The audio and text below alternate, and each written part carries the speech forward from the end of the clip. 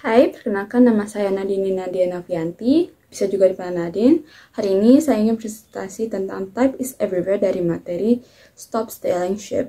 Di sini saya ingin mengajak untuk melihat dan mengenal lebih dekat dunia tipografi dan lettering. Dua hal yang mungkin sering kita temui setiap hari tapi jarang benar-benar kita perhatikan.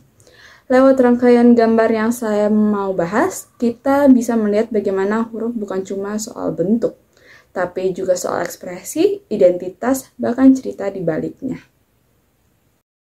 Pernahkah kalian berhenti sejenak memikirkan betapa kuatnya huruf-huruf di sekitar kita? Seperti papan nama kayu, 1660 Tribune Boulevard, tulisan di tembok lama, atau ukiran batu, perlihatkan contoh tulisan tangan. Setiap budaya, setiap komunitas memiliki tipografi vernakular mereka sendiri. Ini adalah bentuk tulisan tumbuh secara alami dan lingkungan dan tradisi. Pikiran tulisan tangan yang khas di kafe favorit Anda atau papan nama tua yang mencernakan pesona, dari prasasti kuno yang dipahat di batu hingga cetakan manual dari balok kayu, secara tipografi adalah cerminan langsung dari cara kita berkomunikasi dan berinteraksi.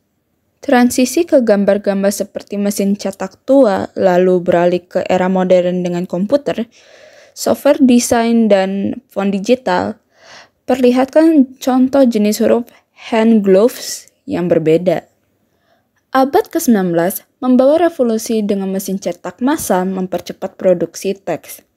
Namun, loncatan terbesar terjadi di era digital.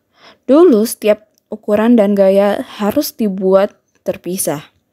Kini, berkat komputer dan perangkat lunak desain, tipografi menjadi jauh lebih fleksibel. Kita bisa mengubah ukuran, ketebalan, bahkan bentuk huruf dengan mudah. Ini adalah era di mana ide-ide kreatif bisa diterjemahkan langsung ke dalam bentuk visual yang tak terbatas.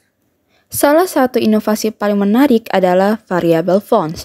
Bayangkan, satu font tapi dengan kemampuan untuk menyesuaikan diri ke ribuan gaya yang berbeda. Mulai dari ketebalan super tipis hingga sangat tebal. Semuanya dalam satu file ini memberikan kebebasan tak tertandingi bagi desainer. Dan menariknya, tipografi juga mengajarkan kita bahwa tidak ada font yang buruk.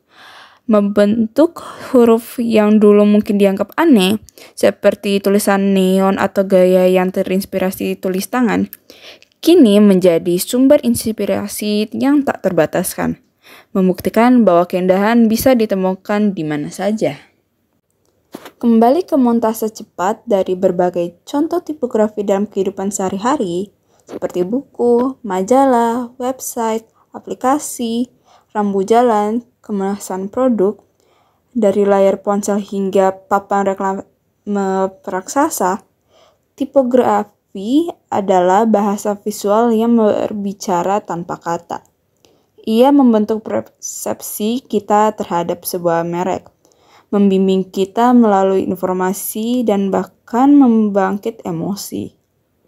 Memahami tipografi bukan hanya estetika, tetapi juga tentang bagaimana kita berkomunikasi dan terhubung dalam dunia yang terus berubah.